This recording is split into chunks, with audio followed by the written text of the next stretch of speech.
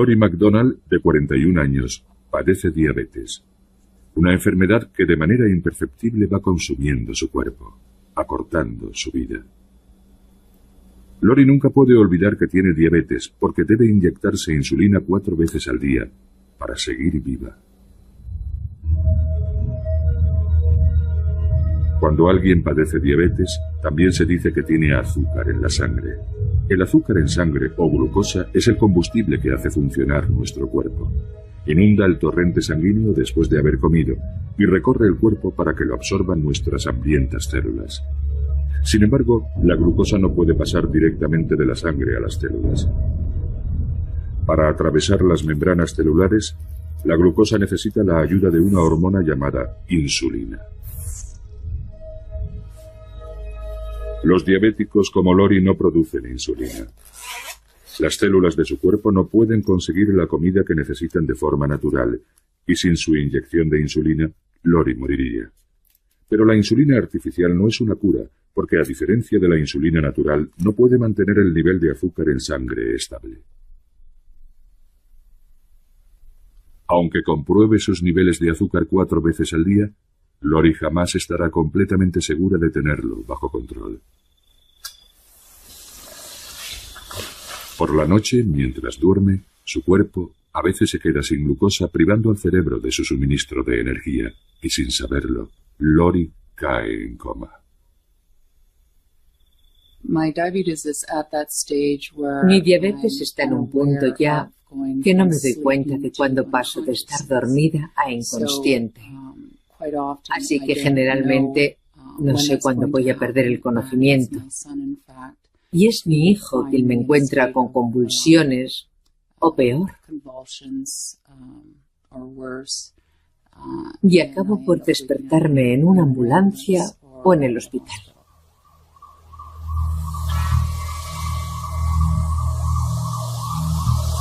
La diabetes puede afectar a cualquiera en cualquier momento de su vida. La mayoría de los diabéticos desarrollan esta patología en la edad adulta, pero entre el 5 y el 10% la padecen durante casi toda su vida.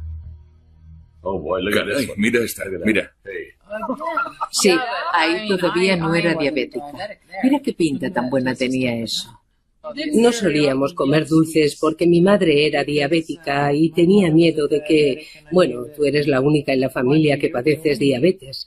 Bueno, que padecías, pero por aquel entonces ya tenía miedo de que desarrollaras la enfermedad. Por eso no dejaba que comieras muchos dulces. Tenía 6 años cuando me diagnosticaron la enfermedad. Estaba en un picnic con mi madre y ella reconoció los síntomas al momento. Le pregunté por qué bebía tanto y me dijo que tenía sed. Así que enseguida me preocupé, porque ese es uno de los síntomas de la diabetes, beber mucho. Me asusté bastante. Al día siguiente me llamó el médico y me dijo que padecía diabetes del tipo 1, la peor. Me di una buena panzada a llorar, pero después me serené y, bueno, no quería que Lori notara que había llorado. Ella jamás me ha visto llorar.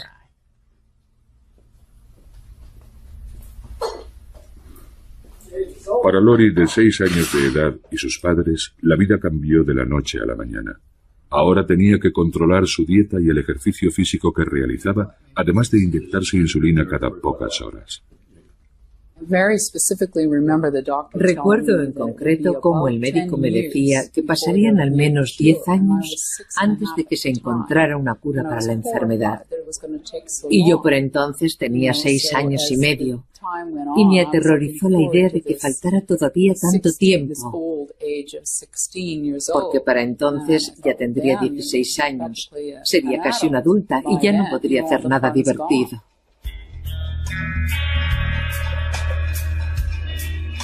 La diabetes se está convirtiendo con gran rapidez en la enfermedad con mayor tasa de mortalidad del mundo.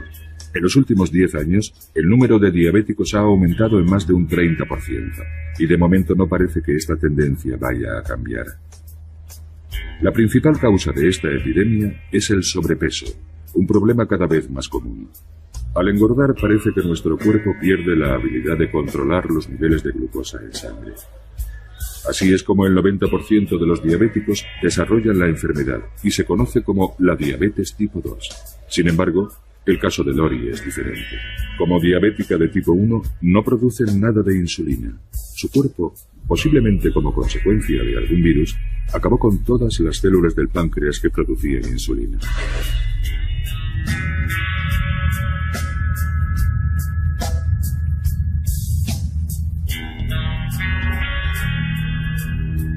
En la ciudad natal de Lori, Edmonton, Canadá, los médicos estudian nuevos tratamientos. El doctor Edmond Ryan dirige la clínica universitaria para el tratamiento de la diabetes. Todos los días atiende a pacientes que sufren complicaciones debidas a la enfermedad. Es una enfermedad muy grave porque provoca muchas otras patologías. Una persona con diabetes tiene mayor riesgo de padecer problemas cardíacos y accidentes cerebrovasculares. También de sufrir enfermedades renales, ceguera, daños en los nervios que pueden desembocar en amputaciones. Y todo esto sin olvidar otros problemas sexuales e intestinales. Las implicaciones y ramificaciones de la enfermedad son terribles. ¿Llevas un registro de tus niveles de azúcar? Sí. ¿Cada cuánto tiempo compruebas tus niveles? Para minimizar las posibles complicaciones, los diabéticos deben llevar un control estricto de sus niveles de glucosa en sangre y compaginar una dieta equilibrada y ejercicio regular con las inyecciones de insulina. Es un arte impreciso que requiere un compromiso total. Veo que por la noche lo tienes algo más alto. ¿Es por algo que comes? Hay que encontrar el equilibrio entre el ejercicio, que tiende a bajar el nivel de glucosa en sangre, la insulina que hay que inyectarse para bajar el nivel de azúcar y la comida que hay que ingerir que vuelve a subir los niveles de azúcar. Un enfermo de diabetes tiene que compaginar la dieta y el ejercicio con la insulina que se inyecta todos los días con cada comida. Esa es su lucha y es bastante dura. Hoy casi nadie recuerda lo que suponía padecer diabetes antes del descubrimiento de la insulina. Las salas de los hospitales estaban llenas de pacientes, muchos de ellos niños. Sus cuerpos se consumían en una larga agonía. Guardo un libro de texto de 1916 y en el apartado donde habla de la diabetes tipo 1, dice que el tratamiento es llevar al paciente al hospital y suministrarle solución fisiológica, es decir, suero. Con esto de 11 casos, 2 se recuperaban lo suficiente para redactar su testamento. Después morían igualmente. Aquel era el futuro de los enfermos en los años anteriores al descubrimiento de la insulina.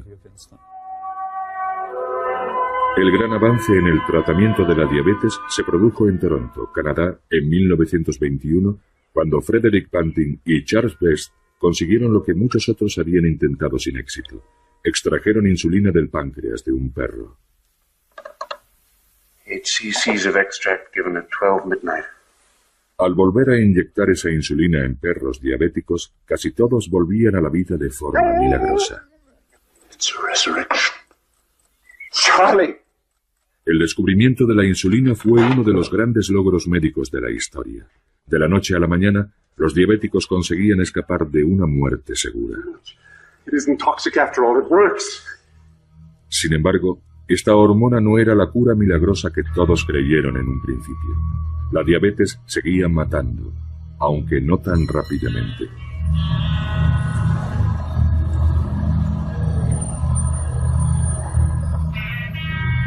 La diabetes no se hereda, pero un niño de padres diabéticos tiene muchas más posibilidades de desarrollar la enfermedad que otros sin ningún caso en la familia. Scott tiene 45 años. Y la diabetes está presente en su familia desde hace 2 generaciones. Este es mi abuelo. Creció en Indiana y desarrolló la enfermedad siendo ya adulto.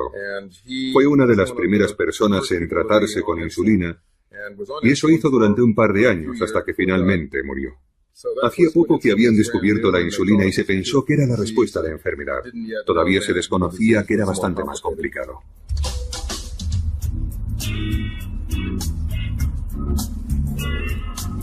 Me diagnosticaron diabetes cuando tenía 22 años. Iba camino de Luisiana para ver a un amigo.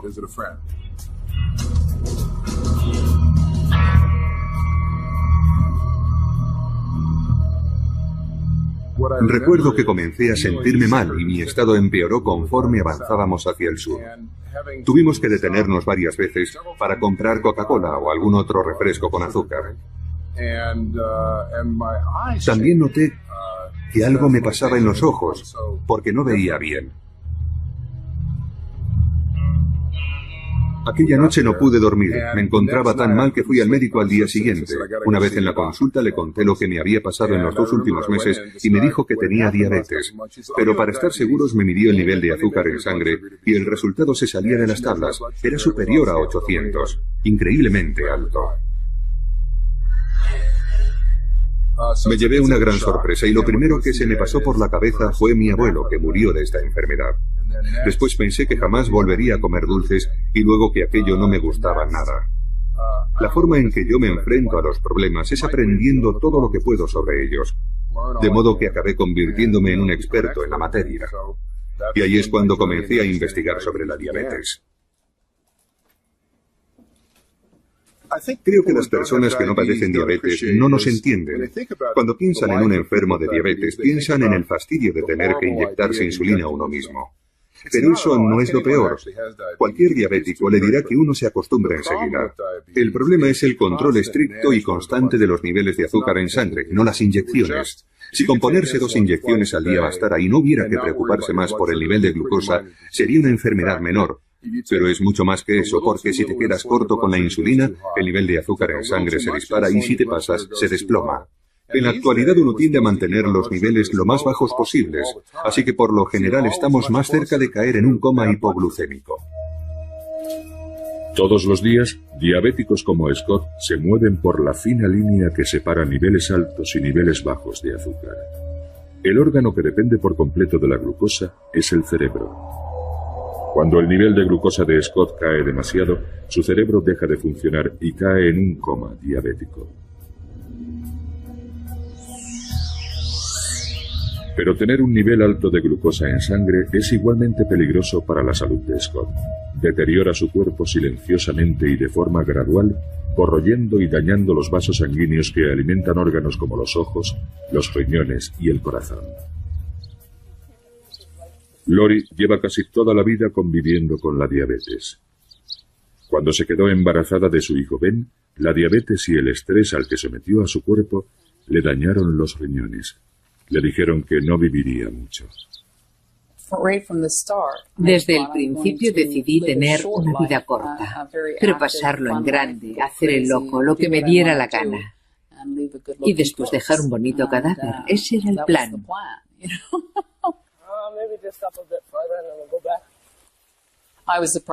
Me sorprendió llegar a los 30, la verdad.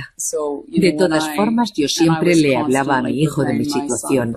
Intentaba prepararle para mi muerte. Quería que supiera la verdad y cómo cambiarían las cosas cuando yo faltase.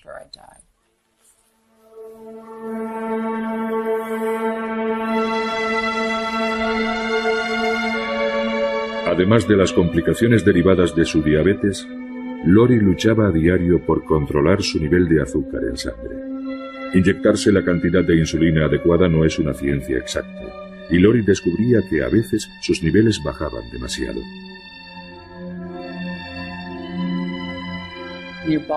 Al final el cuerpo se acostumbra a los altibajos de glucosa, así que no te das ni cuenta. Cuando el nivel de glucosa baja demasiado, la mayoría de los diabéticos se sienten débiles o tienen temblores, pero el cuerpo de Lori no mostraba ningún síntoma. Comenzó a sufrir desvanecimientos debidos a la escasez de glucosa en sangre, convirtiéndose así en un peligro para sí misma y para los demás.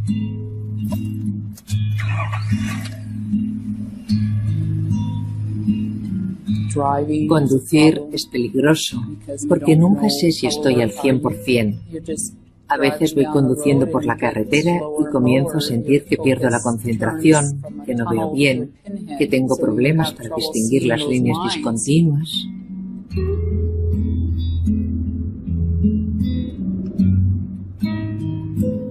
Te olvidas de a dónde vas. No sabes a dónde vas, porque vas tan concentrada en llevar el coche por tu carril que eso es lo único en lo que te fijas, hasta que tienes el accidente. Cuando me encontraron, cuando llegaron la ambulancia y la policía, estaba en una parte de la ciudad por donde nunca iba. ¿Qué hacía allí? No lo sé. Solo seguía las líneas de la carretera. La verdad es que se pasa bastante miedo.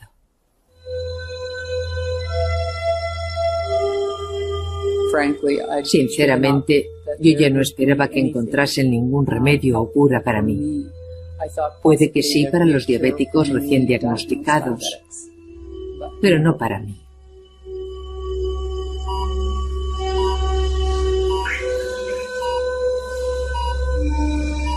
Hasta hace poco, el único tratamiento para la diabetes tipo 1, como la que padece Lori, era un trasplante de riñón y páncreas.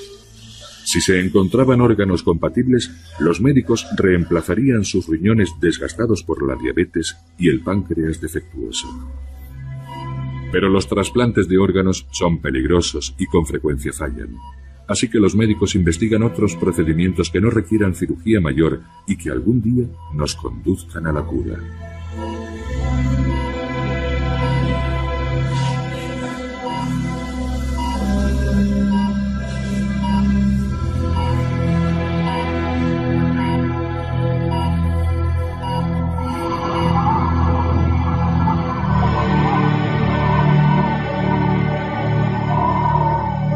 A mediados de la década de 1980, la búsqueda para encontrar una cura de la diabetes se centraba en la extracción de las prometedoras células de los islotes pancreáticos, las células que segregan la insulina. Hay más de 1 millón de islotes repartidos por todo el páncreas. Su función es detectar y reaccionar ante cualquier cambio en los niveles de glucosa en sangre, liberando insulina cada vez que comemos.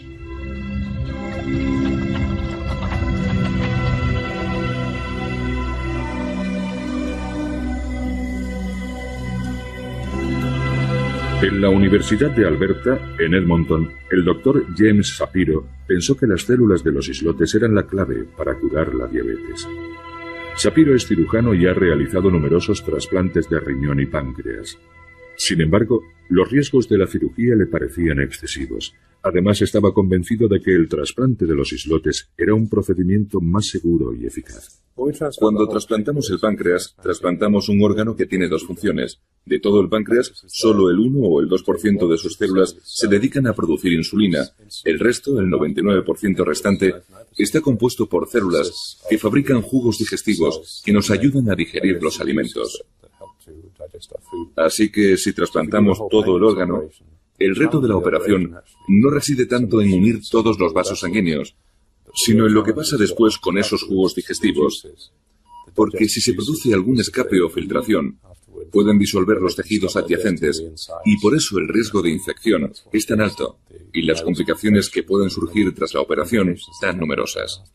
La idea de trasplantar solo los islotes en lugar de todo el páncreas es genial, porque es una forma de librarse de ese 99% de células que no necesitas y que comportan el mayor riesgo en una operación de ese tipo. Además, no hace falta realizar ninguna cirugía, solo necesitas una aguja para colocar las células en el lugar adecuado, así que se trata de una terapia muy atractiva.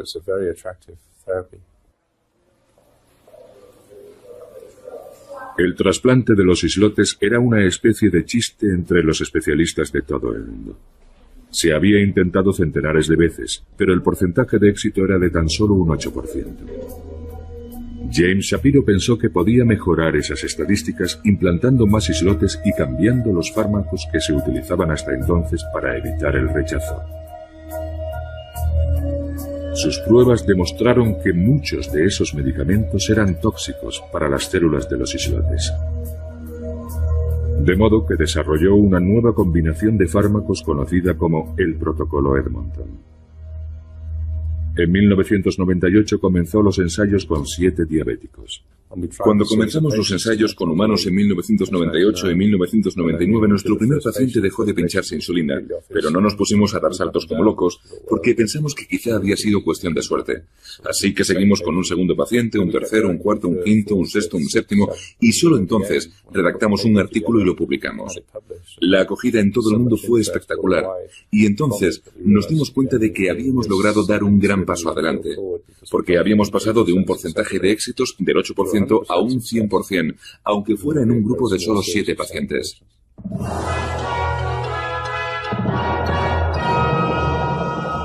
Gran avance en la lucha contra la diabetes.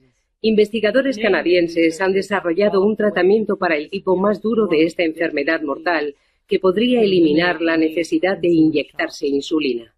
El protocolo de Edmonton era un gran adelanto.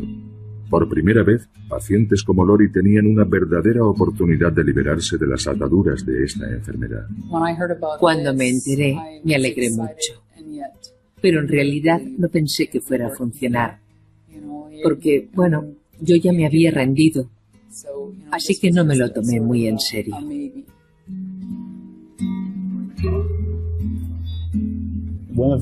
Una de las primeras cuestiones que planteamos a los que querían someterse al trasplante de islotes era: ¿cuál es tu mayor preocupación en relación con la diabetes? Si su respuesta era: me da miedo irme a dormir porque no sé si volveré a despertarme, o me da miedo conducir, o me da miedo quedarme solo con mis hijos porque no me fío de mí, eso me daba una idea de la gravedad de su problema y de si podríamos ayudar con el trasplante de islotes. Bien, ahora voy a tomarte la tensión. El trasplante Edmonton es solo una opción para aquellos que padecen una diabetes severa.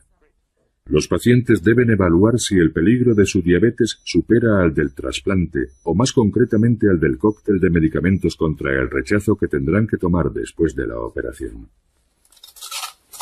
Un poco alta, ¿no? Aunque podemos conseguir liberarlos de la insulina y proporcionarles un buen control de los niveles de glucosa en sangre, eso tiene un precio. Y lo pagan al tomar fármacos inmunosupresores y al asumir el riesgo de la intervención. Por eso es muy importante que los pacientes comprendan lo que hay en juego. Que no se trata de una simple cura de la diabetes. No es una cura todavía porque cambian la insulina por los inmunosupresores. Si la diabetes es grave, quizá les merezca la pena. Y es entonces cuando nos ponemos manos a la obra. Me daba igual cuáles fueran los efectos secundarios, si me proporcionaba un control fiable al 100%, si recuperaba mi vida. ¿Cómo me podían importar los efectos secundarios? Lo que quiero decir es que no importa cuál sea el coste o a qué debas renunciar, porque recuperar el control de tu vida es algo que no tiene precio.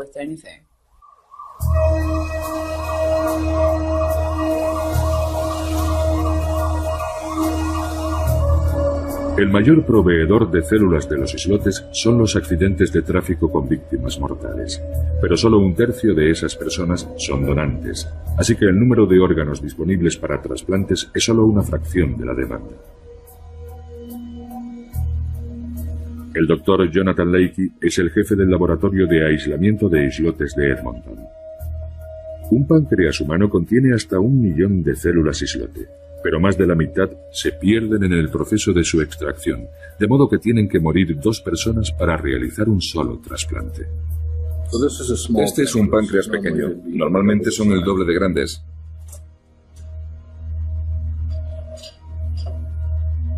Son muchos los factores a tener en cuenta a la hora de extraer los islotes del páncreas de un donante. Por ejemplo, la edad del donante, la causa de su muerte, cuánto tiempo ha tardado en llegar el órgano hasta nosotros aquí en Edmonton. Cuando comenzamos el proceso de extracción, el órgano pesa aproximadamente entre 100 y 150 gramos. Durante el proceso, le quitamos el tejido disuelto, que se ha convertido en una especie de sopa, y luego limpiamos la porción que contiene los islotes.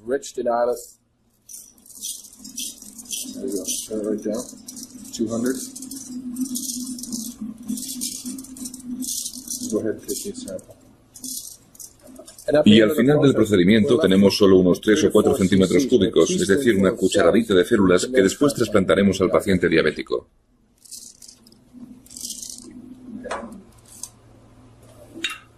El proceso de extracción de los islotes dura unas 8 horas. El Dr. Leakey toma muestras de células constantemente para saber cuál es el momento óptimo para su extracción. La ciencia de la extracción de los islotes es casi un arte, porque hay que tomar decisiones muy importantes durante todo el proceso. Y aquí la experiencia y el saber hacer desempeñan una función crucial. Si tomas la decisión equivocada o lo haces demasiado tarde, entonces los islotes se disocian o se separan en células individuales. Y las células sencillas no funcionan. Necesitamos extraer el islote como una unidad.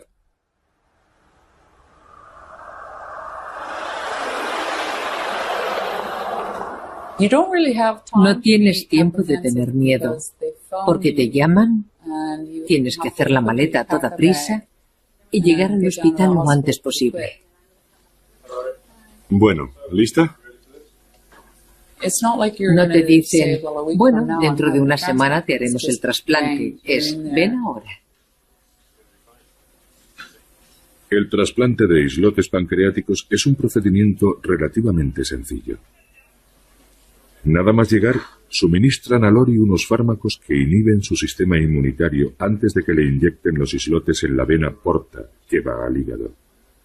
Todo el procedimiento se hace bajo anestesia local, pero eso no significa que no haya ningún riesgo. Aunque el procedimiento parece muy sencillo y solo necesita anestesia local, son varias las cosas que pueden salir mal. Para empezar, introducimos una aguja en el hígado. Es lo que se llama un procedimiento invasivo, y eso puede producir una hemorragia, o incluso que se formen coágulos en la vena que va al hígado, lo que en raras ocasiones podría desembocar en un verdadero desastre, como un fallo hepático que hiciera necesario un trasplante, o incluso en la muerte del paciente. Así que tenemos que ir sobre seguro, ya que aunque el riesgo es pequeño y lo normal es que no suceda nada, tenemos que estar seguros de que merece la pena arriesgarse.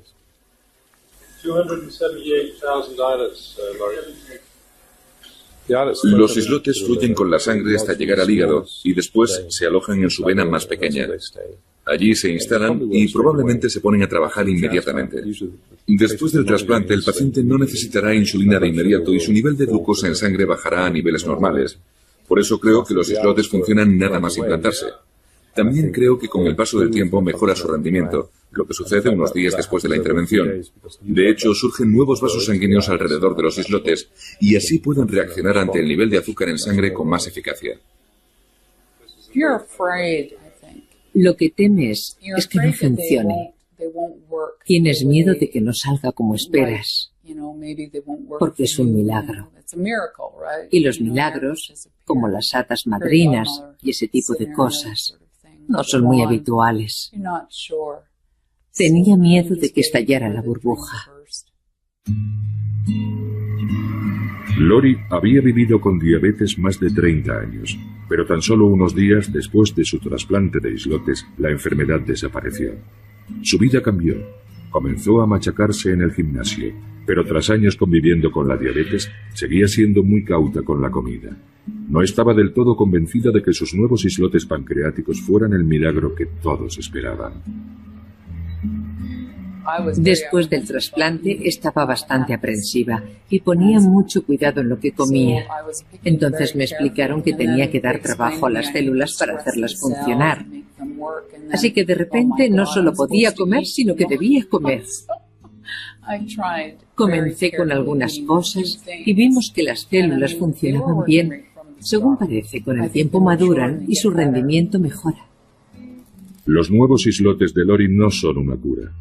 Para que funcionen, tendrá que tomar a diario un cóctel de medicamentos inmunosupresores durante el resto de su vida. Evitan que su cuerpo mate a las células de los islotes, pero también reducen su habilidad para luchar contra infecciones comunes. Antes no solía acatarrarme, no cogía ni la gripe, pero el verano pasado me resfrié, la cosa se complicó y acabó convirtiéndose en una pequeña neumonía. Nunca había tenido neumonía antes, así que estoy segura de que se debe a los inmunosupresores que tomo. Como ya dije, este tratamiento tiene un coste. Y los fármacos para evitar el rechazo, bueno, en realidad cualquier cosa que interfiera con el sistema inmunitario siempre se cobra su precio. Se reduce el peligro de rechazo, pero aumenta el de infecciones, que en casos extremos pueden ser mortales. Y también aumenta las probabilidades de padecer cáncer, sobre todo ciertos tipos de cáncer de piel, pero también de los nódulos linfáticos, como por ejemplo el linfoma.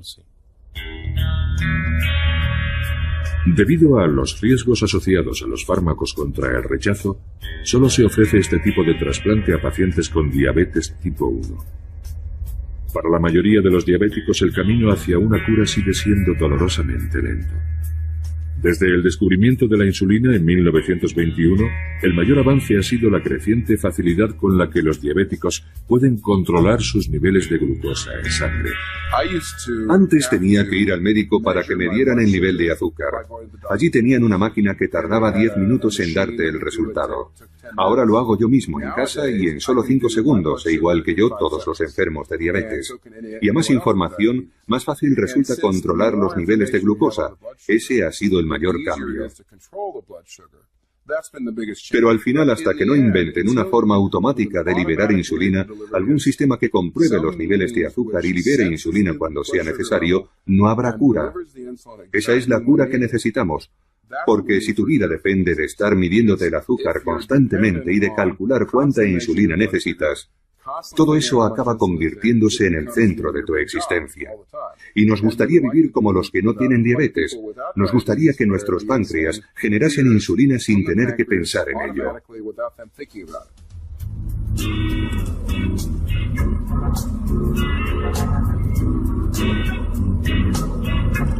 A Scott le diagnosticaron diabetes justo cuando comenzó a trabajar en Wall Street. Gestionaba carteras de valores, pero pronto descubrió que su verdadera vocación era encontrar una cura para la diabetes. Creo que la mayoría de la gente piensa que la diabetes se cura con las inyecciones de insulina, y eso no es cierto. Yo me busqué a alguien que me informó sobre qué se estaba investigando con relación a la diabetes. Me enteré de quiénes iban a ganar dinero con la enfermedad, qué línea de investigación era la más prometedora, y al final me dije, si creo que esto es lo que hay que hacer para encontrar una cura, debería intentarlo yo mismo.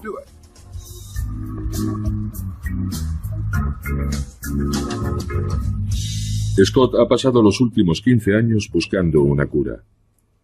Su empresa, Islet Seed Medical, trabaja en un páncreas artificial donde los islotes se puedan trasplantar sin utilizar fármacos para suprimir el sistema inmunológico. Este es un modelo del páncreas artificial, la lámina o membrana de islotes. Como pueden ver, es del tamaño de una tarjeta de visita y es muy fina. Su grosor es la tercera parte de 1 milímetro. Las células de los islotes están en su parte central. Cuando se implante la lámina en el cuerpo de un diabético, debe situarse en el hígado y, como pueden ver, se parece a ponerse una lente de contacto. Luego se dan unos puntos de sutura en las esquinas para fijarlo bien y funcionará durante meses y años, liberando insulina cuando sea necesario. La lámina cubre por completo las células de los islotes. De esa manera evita que los glóbulos blancos las destruyan, al mismo tiempo que permite su funcionamiento. Porque los nutrientes pasan a través de la lámina procedentes del hígado y la insulina hace lo propio en sentido contrario, controlando así el nivel de glucosa en sangre.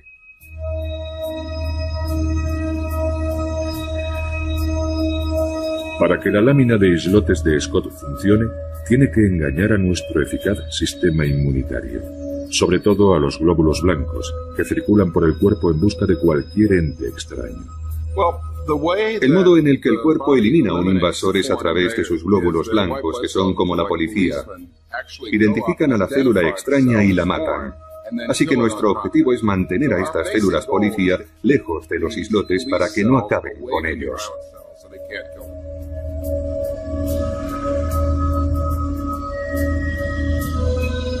Si los glóbulos blancos detectan una sola célula de los islotes, matarán también a todas las que haya a su alrededor. Así que los islotes tienen que estar perfectamente aislados.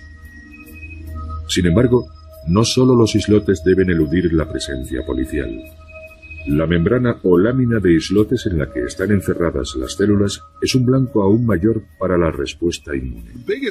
El mayor problema que tenemos que resolver es encontrar un material que nuestro sistema inmunológico no ataque. En general, cuando se implanta algo en el cuerpo, este asume que se trata de algún parásito que quiere matarle, y resulta complicado encontrar una sustancia que no genere este tipo de reacción.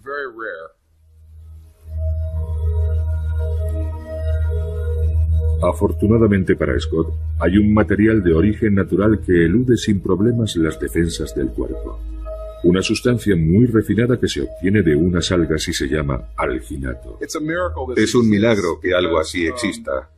No lo entiendo, pero lo cierto es que se trata de una sustancia que el cuerpo no identifica como extraña y por lo tanto no ataca.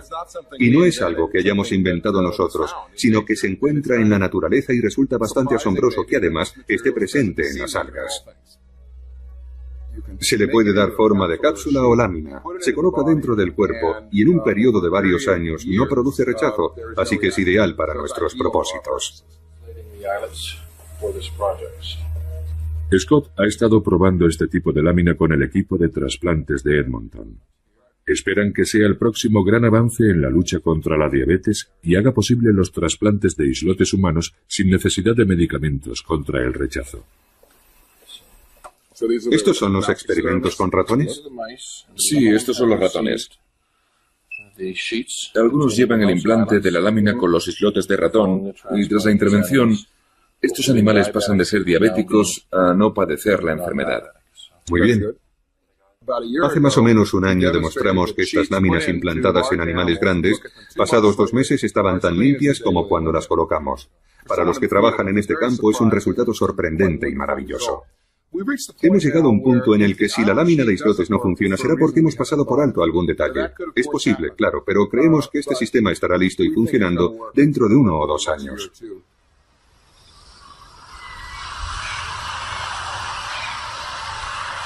Ahora, el reto para Scott es pasar a los ensayos con humanos. Mientras tanto, su diabetes está consumiendo su cuerpo y la necesidad de encontrar una cura es cada vez más apremiante. Todo aquel que padece diabetes participa en una carrera contrarreloj, pero yo en los próximos 5 años corro el riesgo de sufrir daños importantes en la retina. Dentro de 1 o 2 años mi oftalmólogo me ha dicho que quizá deba someterme a una terapia con láser para ralentizar su degeneración, así que creo que si la lámina de islotes estuviera lista para entonces, mis problemas de retina desaparecerían. De modo que es una carrera contrarreloj en toda regla. Si no encontramos la solución a tiempo, perderé la vista. Y aunque la lámina de islotes de Scott funcione, habría que encontrar una fuente alternativa de islotes pancreáticos. Actualmente solo hay suficientes islotes humanos para realizar unos pocos trasplantes al año.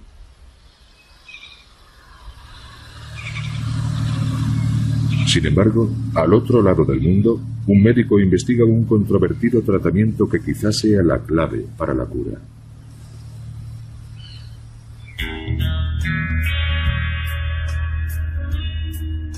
En Auckland, Nueva Zelanda, hay un científico que trabaja con lo que podría ser una fuente ilimitada de islotes. El profesor Bob Elliott trata casos de diabetes desde la década de 1960. En los primeros años de su investigación, decidió que tenía que haber una solución mejor que la insulina. Mi madre padecía diabetes y cuando me uní al grupo de investigación, mi viejo profesor escocés me dijo: si quieres dedicarte a esto, elige algo que realmente te interese. Eso te ayudará a avanzar en la dirección adecuada. Así que elegí la diabetes. Enseguida llegué a la conclusión de que si el problema radicaba en la falta de células que fabrican la insulina, ¿por qué no sustituirlas? Para responder a la pregunta de qué puede sustituir a las células de los islotes, Bob Elliott acudió a una antigua técnica. En la década de 1920, tras el hallazgo de la insulina, los médicos descubrieron que disponían de un suministro ilimitado de la hormona para tratar a todos los diabéticos. Su solución fue extraer la insulina de los animales, sobre todo del páncreas de los cerdos. Si durante 60 años la insulina que se inyectaban los diabéticos procedía del cerdo y no se habían observado efectos secundarios, Bob Elliott se dijo: ¿por qué no trasplantar los islotes de los cerdos? Se trata de una idea bastante antigua. De hecho, el primer intento de curar la diabetes se realizó en 1896, cuando se intentó trasplantar un páncreas de perro a un diabético humano. Por supuesto no funcionó, porque el problema con los animales, con las células de los animales, es que el rechazo está garantizado y se produce en tan solo unos minutos. Este rechazo se debe a las diferencias biológicas entre animales y seres humanos. Nuestro cuerpo reconoce inmediatamente el órgano extraño y lo rechaza. Sin embargo, Elliot sabía que la insulina de los cerdos era casi idéntica a la humana, y pensó que si lograba proteger los islotes de cerdo de nuestro sistema inmunitario, quizá el trasplante fuera viable. Los niveles de glucosa en sangre de un cerdo son los mismos que en los humanos, y eso es bueno, porque, no funcionaría en un pájaro porque sus niveles de glucosa son distintos. Y lo mismo ocurre con las ovejas, por ejemplo. Los cerdos se parecen mucho a los seres humanos en ese sentido, de ahí que los escogieran. El primer problema con que se encontraron fue que resultaba muy complicado extraer las células productoras de insulina del páncreas de un ejemplar adulto. Así que el gran avance se produjo cuando decidimos olvidarnos de los cerdos adultos y nos concentramos en los ejemplares más jóvenes.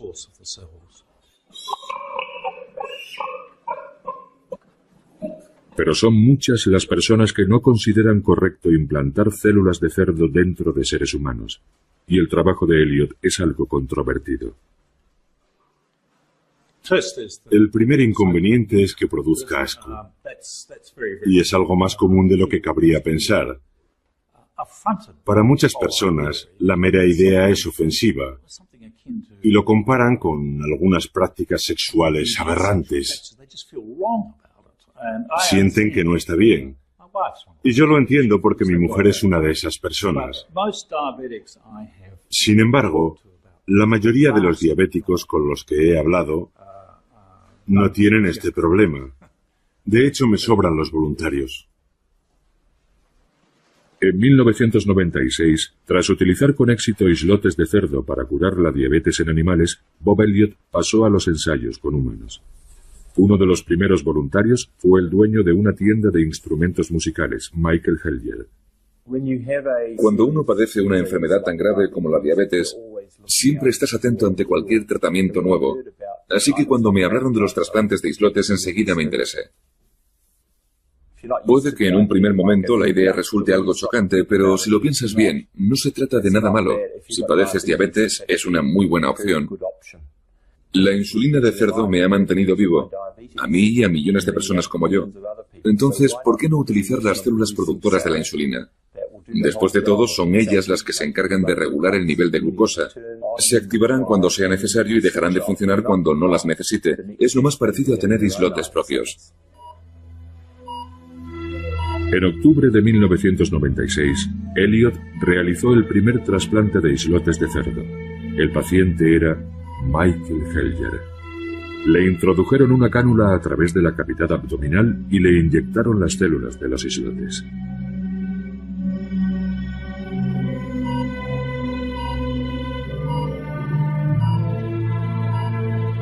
La cavidad abdominal tiene vasos sanguíneos muy cerca de la superficie de los intestinos y el hígado, lo que proporciona una buena oxigenación para estas células en un área bastante grande. Además pueden acoplarse en cualquier parte, sobre el hígado y bajo la capa de grasa que cuelga sobre los intestinos, en la pelvis, sobre los riñones, en cualquier lugar, y cuanto más distribuidas estén, mejor para nosotros. Para evitar el rechazo, las células de cerdo están encapsuladas en alginato. Implantaron un número reducido de células que, según sus cálculos, producirían un tercio de la insulina que Michael necesitaba. Se parecían a las bolitas blancas de un plato de ñoqui. Eran unas esferas de color blanco muy pequeñas. No empezaron a funcionar hasta 2 semanas después, pero cuando se activaron me proporcionaron el 30% de la insulina que necesitaba. Quizá parezca poca cosa después de todas las molestias que soporté, pero le diré que disminuir la cantidad de insulina que tengo que inyectarme en un porcentaje tan alto reduce mucho las probabilidades de caer en un coma hipoglucémico.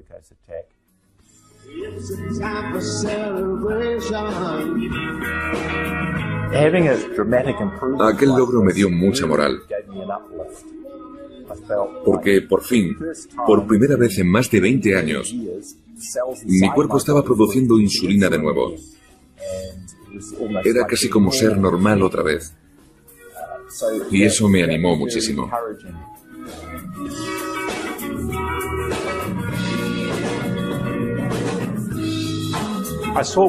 Vi en los dos pacientes que habíamos tratado un gran cambio. En su modo de pensar, sobre todo. Tenían una actitud mucho más positiva hacia la vida. Por ejemplo, los dos se casaron un año después de los trasplantes.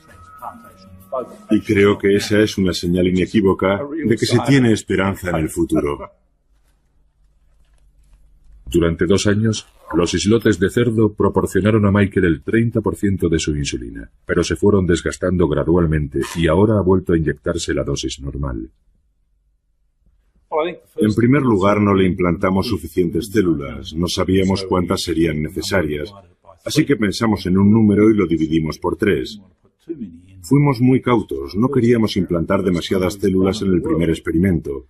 De hecho, era la primera vez que se hacía en el mundo, así que fuimos con mucho cuidado. Las células trasplantadas tuvieron que trabajar muy duro, no descansaron. Y sabemos que las células que no dejan de producir insulina día y noche, sin periodos de descanso, se desgastan rápidamente. Bob ha pasado los últimos 5 años mejorando su técnica de trasplante de islotes de cerdo. Sin embargo, el gobierno de Nueva Zelanda, temiendo el contagio de un virus del cerdo al ser humano, ha suspendido los ensayos clínicos.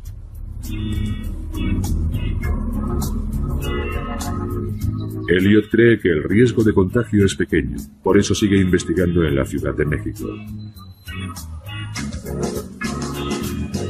12 pacientes adolescentes recibieron los islotes de cerdo. Se los implantaron en unas cápsulas debajo de la piel. De los 12 pacientes, uno ha dejado la insulina por completo y lleva así 2 meses, sin mostrar señal alguna de necesitarla. De momento, esta paciente está curada. Y eso es asombroso. Es algo que no se había dado nunca antes.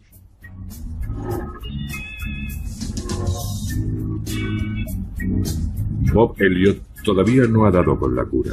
Nadie sabe durante cuánto tiempo funcionarán las células de cerdo, y son necesarios más ensayos para mejorar el porcentaje de éxitos. Actualmente es de 1 entre 12. Para Lori McDonald, el trasplante de islotes humanos le ha cambiado la vida. 18 meses después, se siente mejor que nunca, y sus nuevas células siguen proporcionándole la insulina que necesita.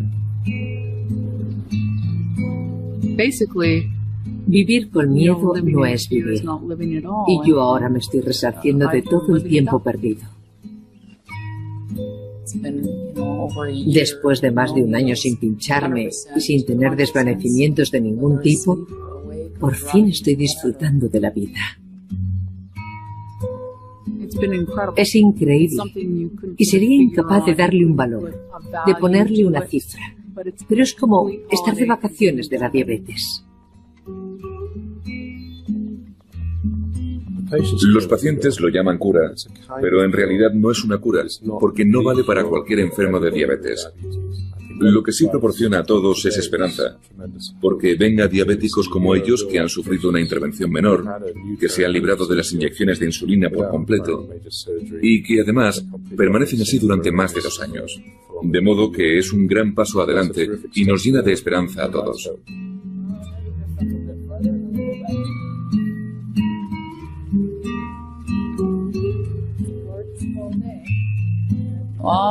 Quizá acuda a la boda de mi hijo algún día. Quién sabe. Puede que incluso conozca a mis nietos. Una posibilidad en la que nunca había creído. Pero es posible que ahora viva más años. Y ya sé que hay efectos secundarios, lo sé, porque estoy tomando fármacos nuevos y hay muchas incógnitas. Pero, a pesar de todo, bueno, digamos que voy a revisar mi testamento. Dejémoslo ahí.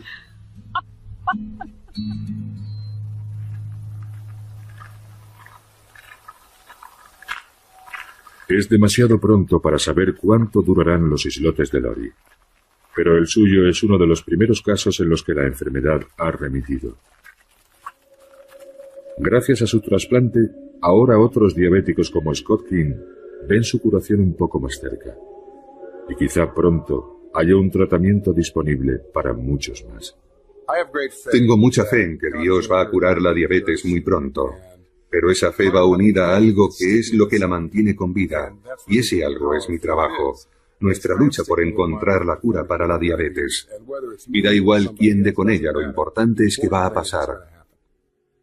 Vamos a vivir tiempos muy interesantes en este campo de investigación porque estamos muy cerca, tenemos las herramientas y el momento ha llegado. Si logramos unir todas las piezas, tendremos una cura disponible para todo el mundo.